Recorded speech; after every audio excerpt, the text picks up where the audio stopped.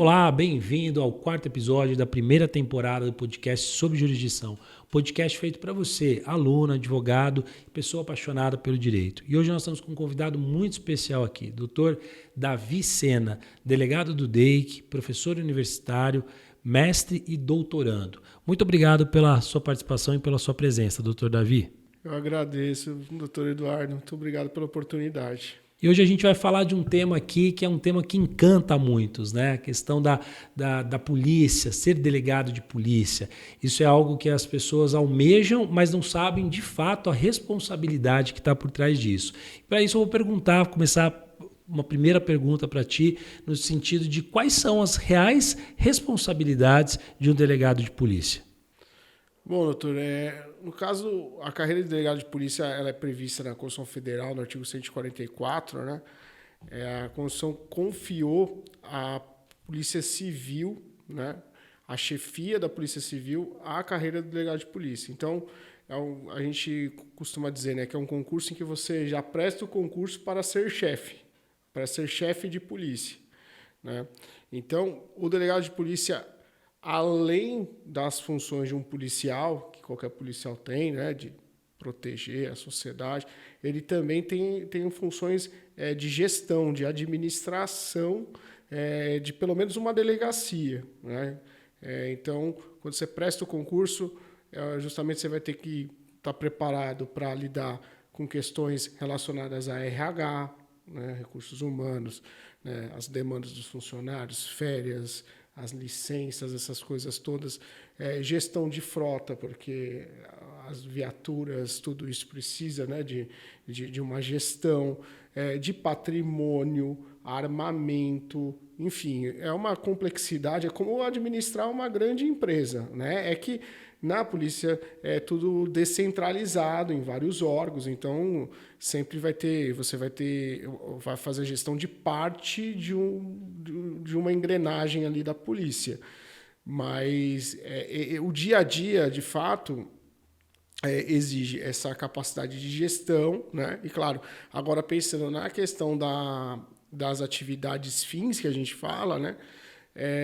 Enfim, o delegado de polícia é um grande investigador, né? A nossa principal função é investigar, é estabelecer a autoria dos crimes, né? Então, a gente precisa de profissionais que sejam pessoas que tenham interesse na busca pela verdade, na busca por que está por trás do crime, elucidar o crime. Isso que é o fundamental, né? São as atribuições principais de um delegado, né? Você tanto ser um bom gestor, né? Quanto também um verdadeiro pesquisador, alguém que gosta da investigação, gosta de correr atrás dos grandes mistérios, dos detalhes, né? É claro que, né, a gente tem as nossas dificuldades, né? Como a gente conversou antes aqui, né? Às vezes tem muito a carreira às vezes é por demais romantizada, né? Então a gente tem as nossas dores, né? Como todas as carreiras têm, mas é uma carreira muito, muito, muito especial, né? Eu tenho um colega que diz que para ser delegado de polícia você tem que ser um profissional dos mais completos, né? Porque o delegado de polícia é um ser meio híbrido, né? Porque ele está tanto com um pé na polícia quanto com um pé no mundo do direito, né? Então, assim, você tem que... você é um policial, né? Você é um policial, mas você também é um aplicador da lei penal, né? Você, principalmente quando você começa na carreira, foi o meu caso, é o caso da maioria dos colegas, a gente começa no chamado plantão policial, né? Que aquele setor da delegacia de pronto atendimento. Seria como se fosse um PS da delegacia. Casos de flagrante, tudo chegam no plantão policial. O delegado plantonista, a gente chama assim, né, o colega que está ali à disposição da comunidade durante o horário de trabalho para atender as ocorrências, esse delegado plantonista, ele é o primeiro juiz da causa, né, porque o policial chega lá com um indivíduo ali que potencialmente pode ser preso ou não e tal, e, enfim, vem vítima, vem testemunhas, vem todo mundo. O delegado de polícia vai ser aquele primeiro juiz da causa, né? Esse juiz, claro, num sentido figurativo. Por quê? Porque ele vai deliberar ali sobre a conveniência ou não da custódia desse indivíduo que está potencialmente aí envolvido numa ocorrência.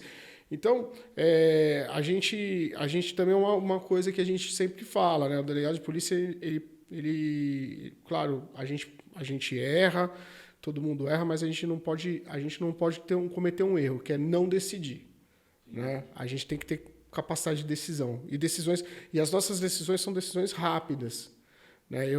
Principalmente num plantão policial, né? Hoje em dia eu não trabalho mais no plantão, mas durante 10 anos da carreira eu trabalhei. Eu não tinha o tempo que um juiz, né, tem para tomar uma decisão. Eu tenho que tomar assim, eu tenho que decidir se o indivíduo vai ser preso ou não, ali em questão de minutos. E o que na verdade te leva a essa convicção? Além da experiência, né? Porque eu acredito que o tempo vai te trazendo a percepção do que é certo, do que é errado, o que está acontecendo na sua frente. Mas como que você adquiriu essa técnica? Porque é uma decisão bem difícil de você tomar, né? Sobre a liberdade de uma pessoa ou não. Como que você forma essa convicção de valores? Depende do que chega na sua frente, é experiência? Eu acho que a gente avalia muito o quadro probatório, né? É claro que o quadro probatório ele é sempre precário, né? Tá tudo acontecendo ali. Às vezes as provas estão sendo produzidas ali no calor dos acontecimentos, então tudo é muito precário, então a gente tem que ter essa sensibilidade. Eu sempre também tomo como norte, né? Porque eu já escutei muito isso, né? Na dúvida, peca pelo excesso, na dúvida eu prendo. Eu respeito quem diz isso, quem pensa assim, mas eu penso exatamente o contrário. Você pode estar cometendo uma injustiça, né? Exatamente. Eu penso que, na dúvida, a gente não deve prender, né? Então, claro, se eu tenho ali todo um quadro fático que me mostra que aquela pessoa que está custodiada é o autor do fato, a gente autuava em flagrante. Não tem, né? Você tem ali a prova testemunhal, o policial que viu o autor praticando o crime, você tem um vídeo, você tem, né, objetos encontrados com o suspeito, a arma do crime, o carro utilizado, enfim, todos esses indícios nos apontam que ele é o autor do crime. Beleza, a gente prende. Agora, a gente tem que tomar muito cuidado quando a gente tem um elemento, né? Por exemplo, um elemento que a gente tem que analisar com muita frieza, não dá para descartar de plano, mas também não dá para você se apegar única e exclusivamente nesse elemento.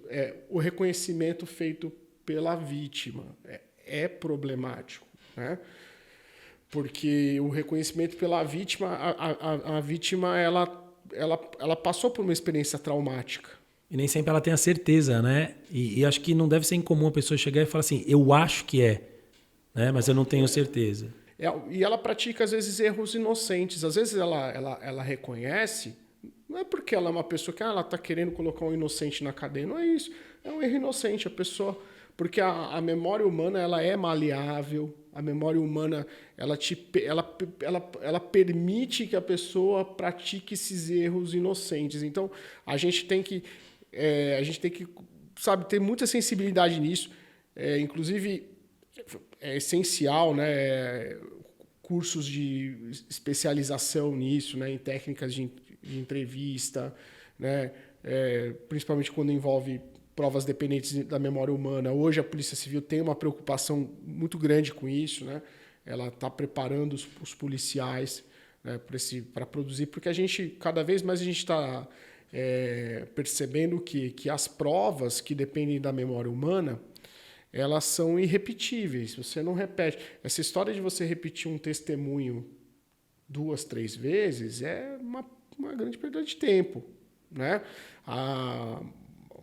O testemunho ele é uma prova irrepetível. Você nunca mais vai contar a história do mesmo jeito, da mesma forma, com as mesmas lembranças, a mesma memória, né?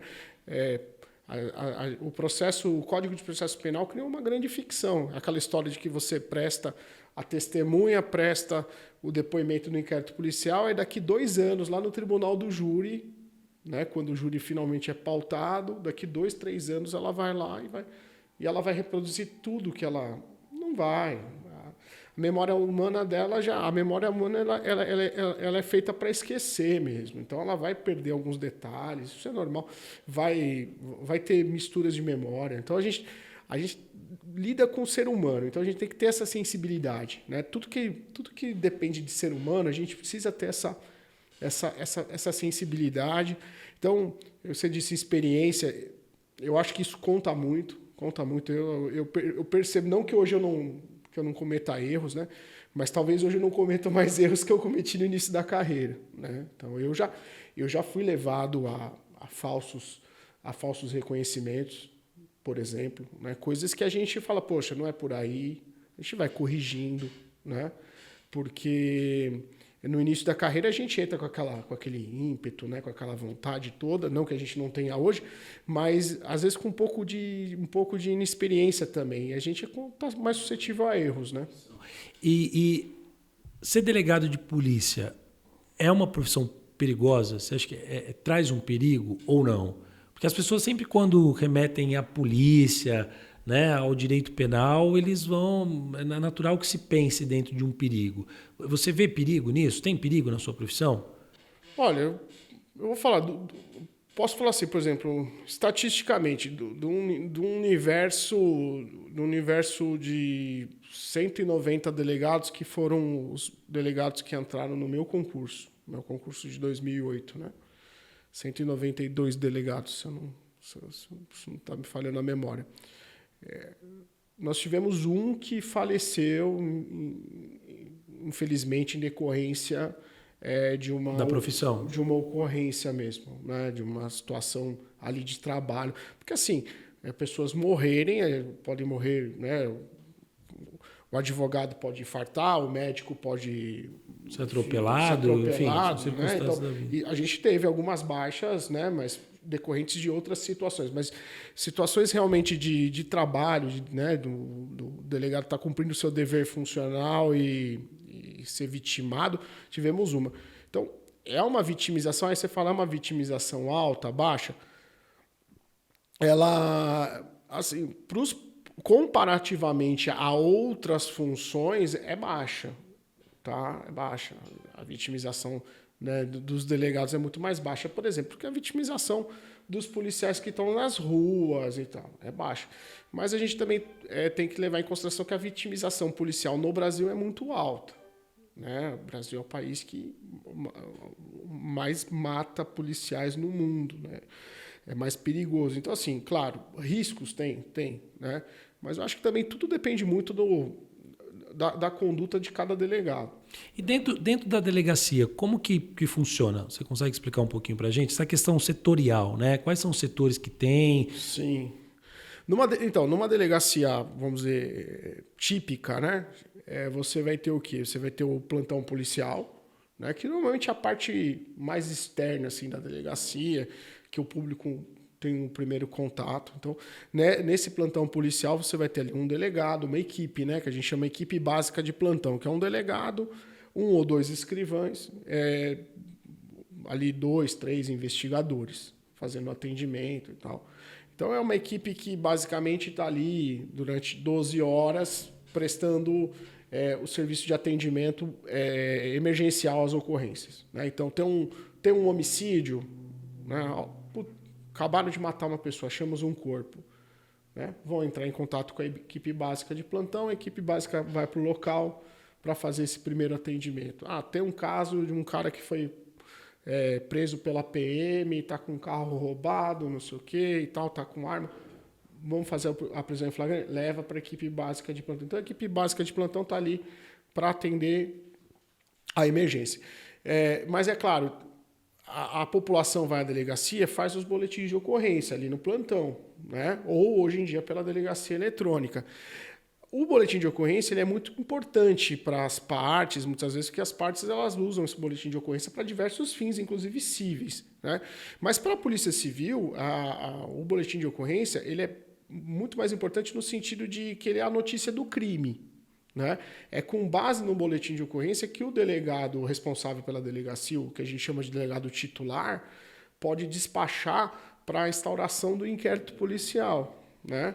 Então, aí você tem um outro mundo dentro da delegacia que a gente chama de chefia, a chefia da delegacia, tem o delegado titular, normalmente ele tem um ou mais assistentes, delegados assistentes, e escrivães, investigadores da chefia. Esse outro mundo é o mundo que investiga, né?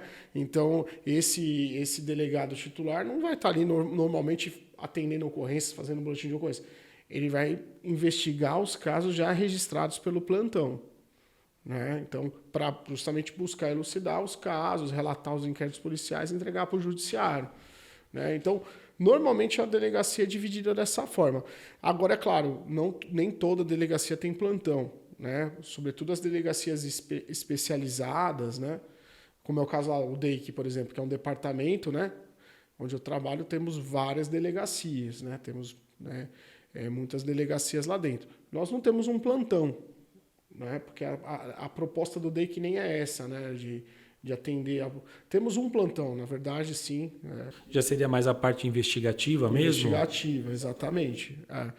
Temos um plantão na DC Cyber, na divisão, porque o DEIC ele é dividido em 4 grandes divisões, né? Que é a divisão de crimes contra o patrimônio, a divisão de crimes de roubo, furtos e roubos de veículo, a DIVECAR, a Delegacia de Investigações Gerais, que investiga crimes envolvidos com pirataria, estelionatos, e a DC Cyber, né, que é de crimes cibernéticos. E justamente a atribuição dessas divisões é puramente investigação. Elas têm o DEIC é um departamento com vocação investigativa, né? Até o nome do departamento já diz tudo, né? É Departamento Estadual de Investigações Criminais, né? E só que na DC Cyber tem atendimento ao plantão. As pessoas, se quiserem, elas não são obrigadas, mas se as pessoas quiserem ir até a DC Cyber para fazer o boletim de ocorrência, elas podem. E me fala uma coisa, assim, nesses tantos anos de profissão, tem alguma coisa que ainda te surpreende? Ainda te assusta, que você fala todo assim... dia. Todo dia, são coisas... A gente lida com o ser humano. O ser humano é uma coisa inacreditável. Todo dia a gente aprende uma coisa nova, a gente fala, não é possível, é uma coisa... E tem uma coisa também, o crime é muito dinâmico, ele muda muito, né? A polícia que eu peguei quando eu entrei... Não é a mesma de 2008, hoje. já não é mais. Né? 2008 não tinha Pix. Entendeu? 2008 o Malemar tinha uma rede social lá, lembra? O Orkut. Né? Hoje em dia, né, as pessoas fazem tudo pela internet. Né? Tem Pix. Quanta coisa mudou. Isso representa, por exemplo, esses crimes da internet, representa qual porcentagem lá dentro desse movimento de vocês? A maior parte. Né? A maior parte. Eu acho que eu diria, você chutando alto assim, em questão de registros hoje, né, pelo menos aí uns 70% das ocorrências, né, são porque assim, hoje em dia a maioria das pessoas fazem transações pelo celular, né? Compram LX, Shopee, enfim. Então hoje todos têm Pix, têm aplicativos de compras, enfim. Então hoje se tornou a principal economia criminal, a gente percebe, né? Porque a pessoa... E é um crime que, numa relação de custo-benefício, vale muito a pena para os criminosos, né? Porque o risco, ele não vai ter o risco, por exemplo, que ele teria de roubar um veículo, um crime praticado com violência. E ser pego, né? Ele não vai ter esse tipo. A pena é mais branda, a gente sabe que a pena do crime de estelionato é uma pena muito mais branda, né? Dificilmente um réu primário vai preso por estelionato ou por furto mediante fraude bancária. Então, numa relação de custo-benefício, até vale a pena para essa turma praticar esse crime. E a gente percebe, principalmente, a vida mudou muito, acho que durante a pandemia, né? De todo mundo. E a dinâmica criminal mudou bastante também. Então, assim, essa questão não que agora a coisa também não voltou um pouco para a vida fora da internet. Voltou, né? Inclusive o crime. A gente passou... Tanto que a gente percebeu que alguns crimes que haviam tido uma abrupta queda durante a pandemia, Voltaram. Mas, por exemplo, roubo e furto de veículo voltou aos patamares pré-pandêmicos, por assim dizer. Né? Tanto que na época em que eles estavam em queda durante a pandemia, às vezes eu conversava com um outro veículo e aí o pessoal estava animado, estava eufórico, pô, tá caindo. Eu falei, não se anima, porque isso é... ilusório, é temporário. É temporário, é uma sazonalidade. Isso a gente tem que desprezar em termos estatísticos. Né? A gente tem que ver como é que a vida vai voltar quando isso aqui acaba, que uma hora acabou, né? Então, mas muda. A gente aprende todo dia uma coisa nova, sabe? A gente não tem é uma carreira que é difícil você ter rotina. É difícil você ter rotina. Você fala assim, é tudo igual, eu nunca vou ver nada diferente. Não, sempre tem alguma coisa nova para você aprender, para você se chocar, porque você lida com o ser humano. Então, e assim, às vezes com os segredos mais mórbidos, né, dos seres humanos. Né? Então é uma coisa louca, muito né? louca. E assim, quem é apaixonado pelo direito penal, normalmente pensa em prestar um concurso, né? Então também não é incomum a pessoa falar, pô, quero ser delegado de polícia.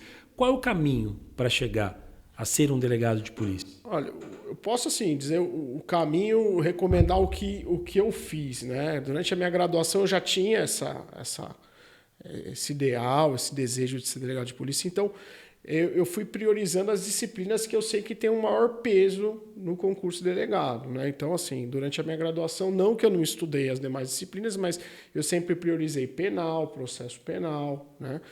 Constitucional importante, administrativo, direitos humanos, né? Criminologia e medicina legal. Acho que essas são as 6 disciplinas aí, 6, 7 disciplinas mais importantes. Principalmente penal. Penal acho que é o carro-chefe. Né? Porque assim, delegado que não sabe tipificar um crime, né, vai fazer outra coisa da vida, então precisa saber tipificar.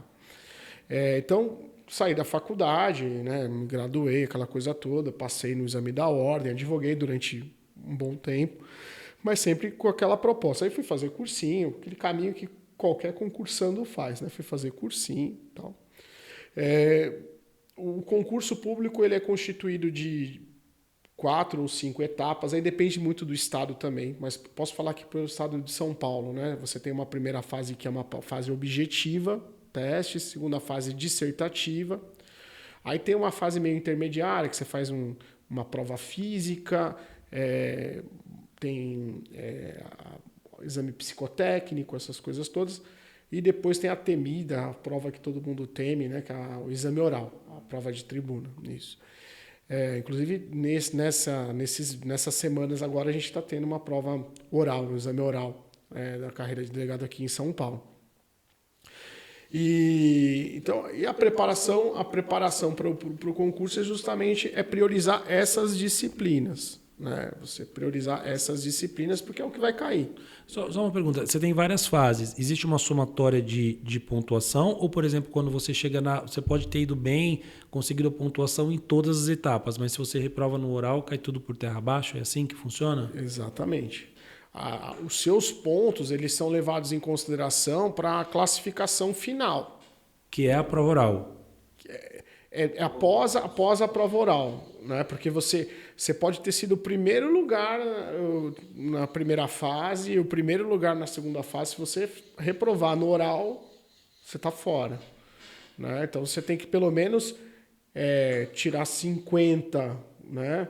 Na segunda fase e na terceira para estar na classificação final. Né? A primeira fase ela tem o que a gente chama de nota.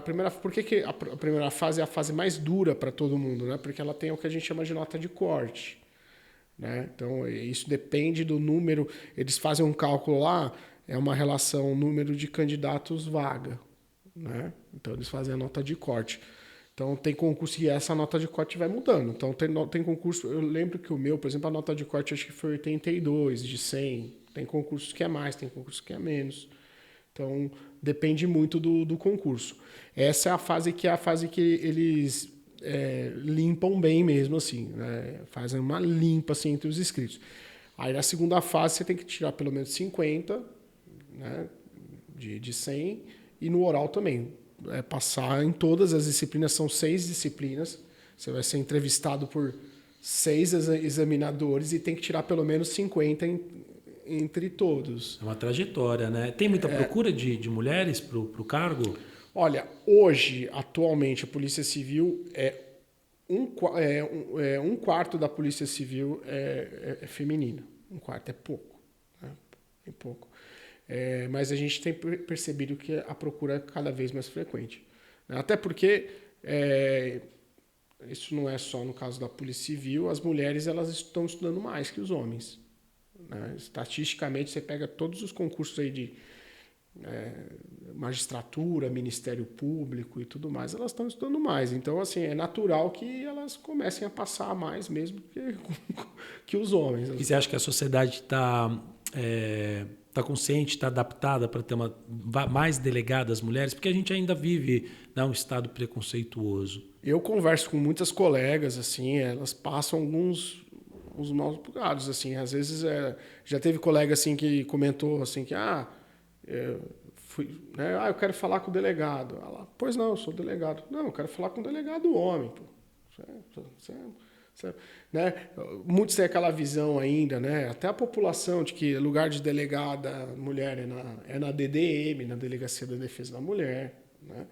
E não é o caso. Né? A gente tem expoentes aí na Polícia Civil, temos diretoras na Polícia Civil, a doutora Sato já foi diretora do DHPP durante muitos anos, né? Foi delegada geral adjunta, a doutora Sato. Hoje nós temos diretoras mulheres na Polícia Civil, que é o posto mais alto, né?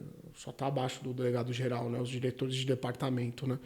Então, hoje nós temos mulheres no comando da instituição né? E a instituição ela continua exercendo seu papel da mesma forma ou até com mais excelência. E às vezes mais esse preconceito vem até de fora do que da própria classe, né? Talvez seja mais fácil os delegados se respeitar uma delegada mulher, porque é uma colega de trabalho, do que a sociedade que chega numa delegacia e fala, não, quero falar com um delegado homem e não com uma delegada mulher. Eu percebo que essas mulheres que chegam a diretoras na polícia, né, elas são mais respeitadas mesmo, porque nós, delegados homens, a gente sabe o quanto é difícil para elas. Elas chegarem, né? Já é difícil, para um homem já é difícil um delegado homem chegar a delegado de classe especial, ser diretor e tal, né? Porque a carreira é um funil, né? Nós somos mais ou menos em 2.000 e poucos delegados, né? Só que aí classe especial só são 100 e alguma coisa, acho que 140 delegados de classe especial. Então a carreira é uma pirâmide, né? É uma pirâmide. Então, para você ir galgando, né, para o homem já é difícil. Imagina para a mulher, né, que sofre todos esses preconceitos e tudo. Então, assim, quando elas chegam, pelo menos a percepção que eu tenho, né, elas passam a ser mais respeitadas. Né? Pelo olhar de vocês. A tecnologia hoje mudou muita coisa do que era no passado, porque hoje é tudo digital, como você mesmo disse, na verdade, os crimes cresceram dentro dessa dinâmica da internet. Houve uma mudança expressiva. Como que a polícia lida com isso? Mudou bastante. Mudou em vários aspectos. Assim, primeiro, como eu já comentei, a partir da criminalidade. Né? Então, a criminalidade passou a ser uma criminalidade, entre aspas, 4.0. Então, a gente precisou, né, a polícia precisou se adaptar a essa nova realidade. Né? Então, investir em ferramentas, hoje assim, isso é prioridade. Né? Pelo menos eu posso falar ali pelo DEI que a gente tem investido nessa área, né, de compra de softwares, de hardware, para justamente fazer a investigação 4.0. Né?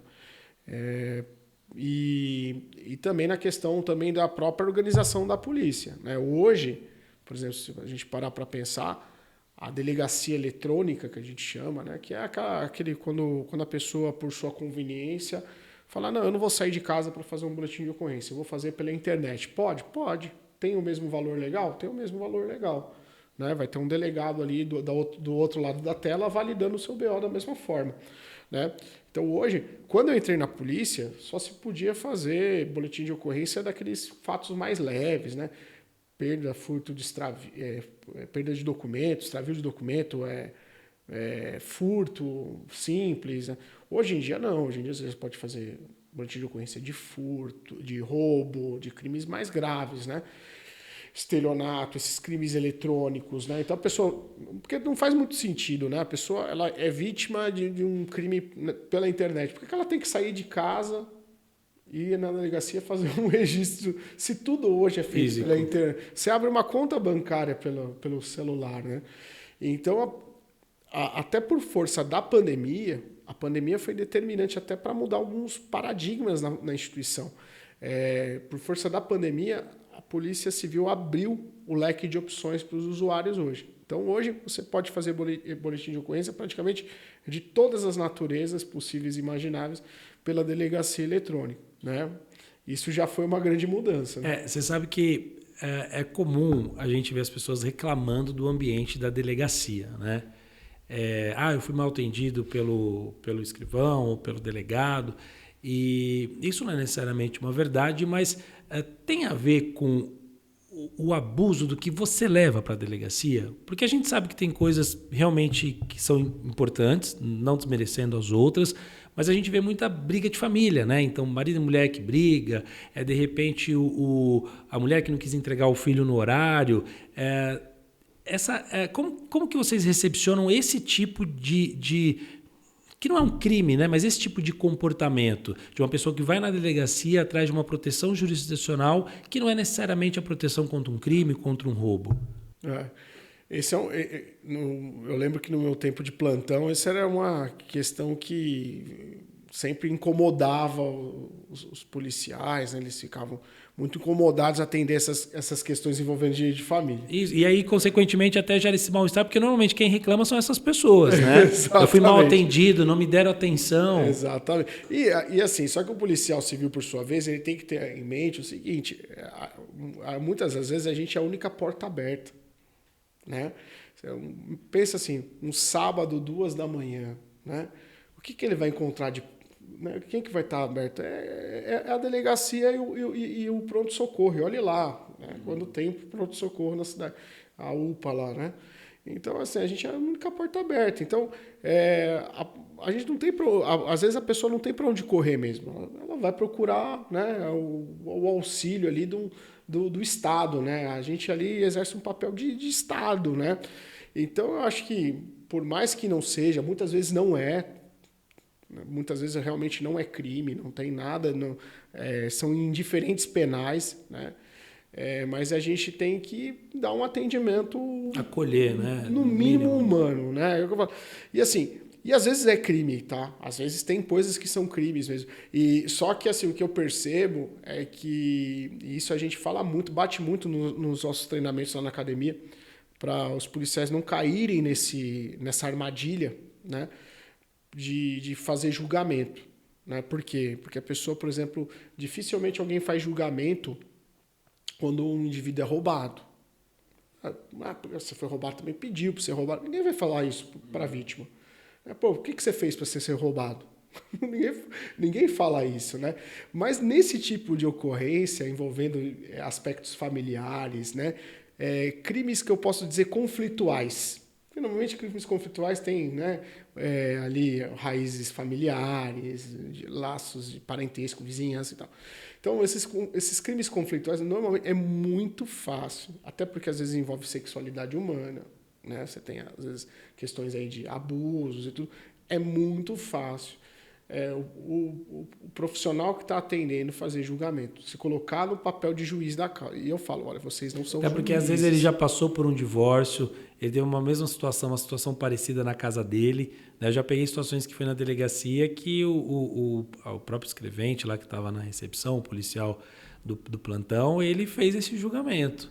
Eu também já passei por isso, minha mulher também já fez isso. E às vezes isso acontece principalmente em cidades menores, né? Eu trabalhei em cidades pequenininhas, né? E acontece às vezes aquela pessoa, você conhecer a pessoa tá, pô, mas você é de novo aqui, aí fica mais fácil ainda a pessoa sofrer esse julgamento, né? E eu falo, toma muito cuidado com isso, né? Porque a gente não está ali para julgar ninguém, a gente está ali para atender, né? Se o fato é ou não criminal e tal, isso aí depois o delegado titular vai fazer a apreciação, vai ver se vai instaurar, se não vai instaurar.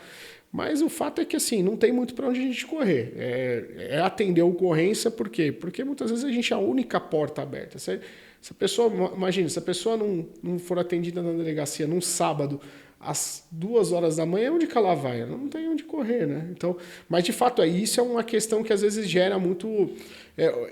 Voltando àquela pergunta inicial, né, do delegado, o delegado ele é um chefe, né? Ele é um gestor, né? Então ele tem que fazer muito bem essa gestão de equipe. Às vezes ele tem que trabalhar com profissionais.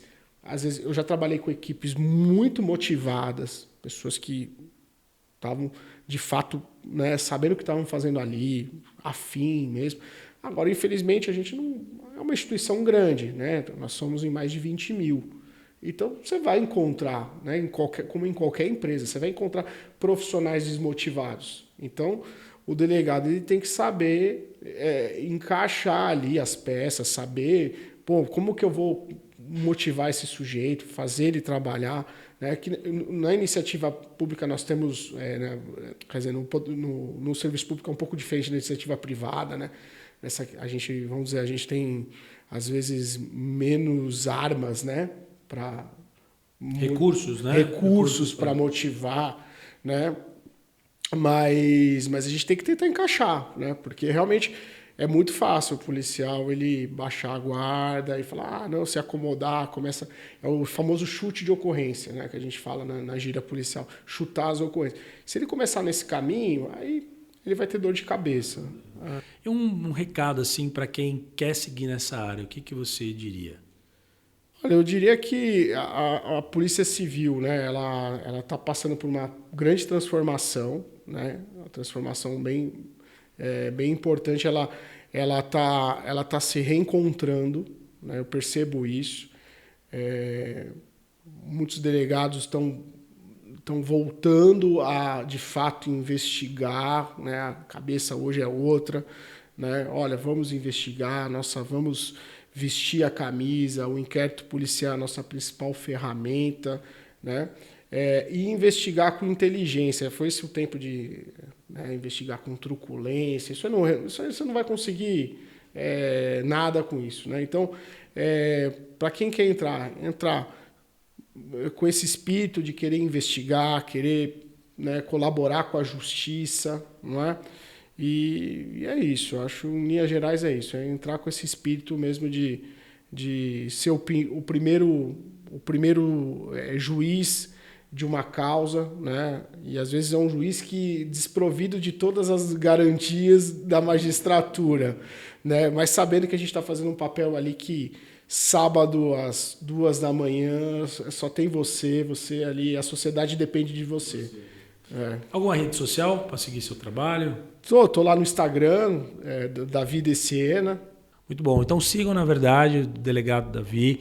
Agradeço aí mais uma vez por esse bate-papo com tanto conhecimento. Estamos finalizando aqui o nosso 4º episódio do podcast sobre jurisdição na primeira temporada e vejo vocês aí no próximo episódio.